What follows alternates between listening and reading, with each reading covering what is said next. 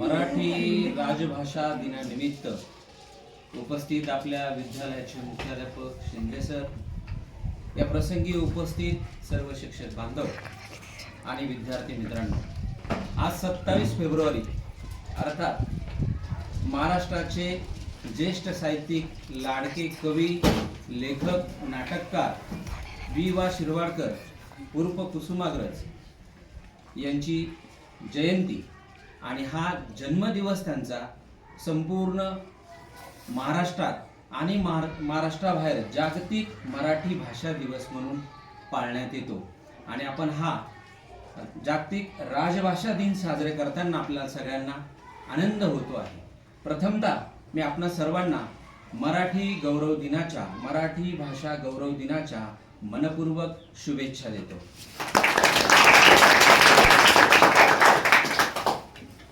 या प्रसंगी आपल्या विद्यालयाचे मुख्याध्यापक यांनी अध्यक्षस्थान स्वीकारावं अशी मी विनंती करतो.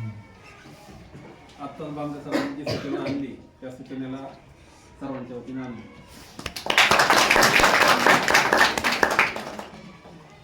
मित्रांनो, आपण शाळेत येतो आणि एकमेकांशी संवाद साधतो तो भाषेमुळेच. मुळात आपली भाषा शिकण्याची सुरुवात ही बालपणापासून होत असते. प्रत्येक बाळ जेव्हा लहान असतं आणि आई अंगाई गीत गाते तेव्हापासून भाषेचे संस्कार प्रत्येक मुलावर सुरू होतात. आपल्या परिसरात, शाळेत, आजूबाजू जी भाषा बोलतो तिला आपण मातृभाषा असं म्हणतो. शाळेमध्ये आपण सर्व वेगवेगळे विषय शिकत असतो ते भाषेतूनच, आणि भाषामुळे आपले विचार प्रकट करण्याचं साधन आहे, आदान प्रदान करण्याचं साधन आहे. बोलणारा आणि ऐकणारा यांना जोडणारा तो एक पूल आहे. आणि भाषा, महाराष्ट्रात मराठी भाषा ही मोठ्या प्रमाणात बोलली जाते. भारतामध्ये एकूण 22 अभिजात भाषा आहेत. त्यांच्यापैकी भारतात सर्वाधिक जास्त 3ऱ्या क्रमांकावर मराठी ही भाषा बोलली जाते. आणि मराठी भाषेला सुमारे 1500 वर्षाचा ऐतिहासिक कालखंड लाभलेला आहे. मराठी भाषा ही सर्वांग सुंदर आहे. तिला आपण महाराष्ट्राची राजभाषा असं म्हणतो. कविवर्य वी.वा. शिरवाडकर यांनी मराठी भाषेची महती सांगताना काही काव्यओळी सांगितल्या आहेत. माझ्या मराठी मातीचा लावा ललाटास टिळा, हिच्या संघाने जागल्या दऱ्या खोऱ्यातील शिळा, हिच्या संघाने जागल्या दऱ्या खोऱ्यातील शिळा. मराठी भाषा इतकी समृद्ध आहे, इतकी पूर्ण आहे की तिचा सहवास जर डोंगरातल्या दऱ्याखोऱ्यातल्या शिळांना, दगडांना जरी लावला तरी ते माणसासारखे मनुष्यकरण त्यांचं होऊ शकतं, भाषा बोलू शकतात. एवढी मराठीची ताकद अफाट आहे. मराठी भाषा समृद्ध होण्यासाठी अनेक थोर संतांनी, महाराष्ट्रातल्या संतांनी फार मोठे योगदान दिले. भजन, अभंग, भारुड आणि वचन यांनी मराठी भाषा समृद्ध झाली. त्याचबरोबर ज्येष्ठ साहित्यिक, लेखक, प्रतिभावंत आणि सारस्वंतांनी मराठी भाषा अधिक समृद्ध केली.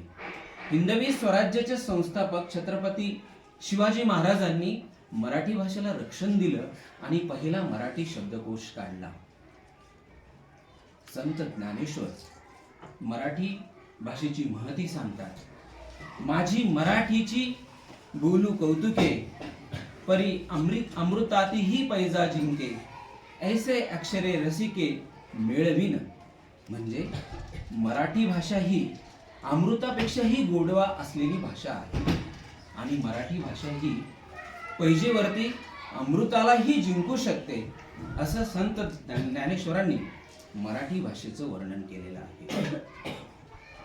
सुरेश भट, ज्येष्ठ कविवर्य सुरेश भट यांनी मराठी भाषेची महती सांगताना म्हटलेलं आहे.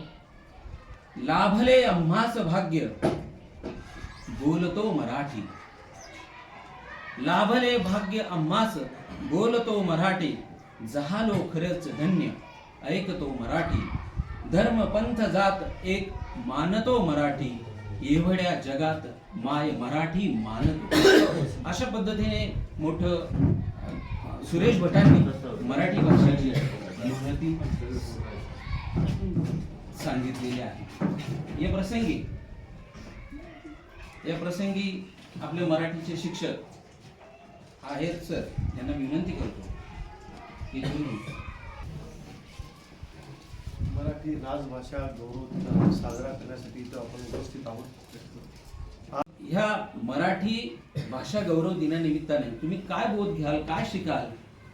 तर विद्यार्थी मित्रांनो, आपल्या महाराष्ट्रामध्ये अनेक भाषा बोलल्या जातात. जसे की आपली अहिराणी आहे, गोंडी आहे, वऱ्हाडी आहे, भिल्ली भाषा आहे. अनेक अशा भाषा बोलल्या जातात. ह्या भाषा तुम्ही ऐकल्या पाहिजे, बोलल्या पाहिजे, त्याचं साहित्य वाचलं पाहिजे. त्याचबरोबरीने काही प्रमाणित भाषा सुद्धा आपण शिकल्या पाहिजे. प्रमाणित भाषा म्हणजे काय?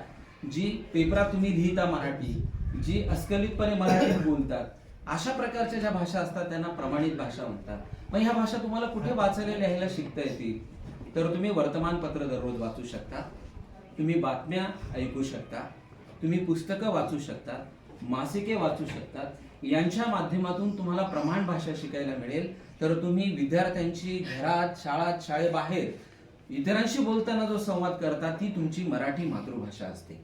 प्रमाणित भाषा ही मातृभाषेपेक्षा थोडी शुद्धता आणि तिच्या वाक्यरचनेच्या काही अटी आवश्यक असतात. मग तुम्ही इथून पुढे बोलणं मराठीत करायला हवं. आणि सगळ्यात महत्त्वाचं म्हणजे जे इंग्रजी माध्यमाचं पेव आलंय सगळीकडे, तर तसं काही करू नये. मराठी ही समृद्ध आणि चांगली भाषा आहे. आपण सर्वांनीच मराठी माध्यमाच्या शाळांमधून शिकलं पाहिजे.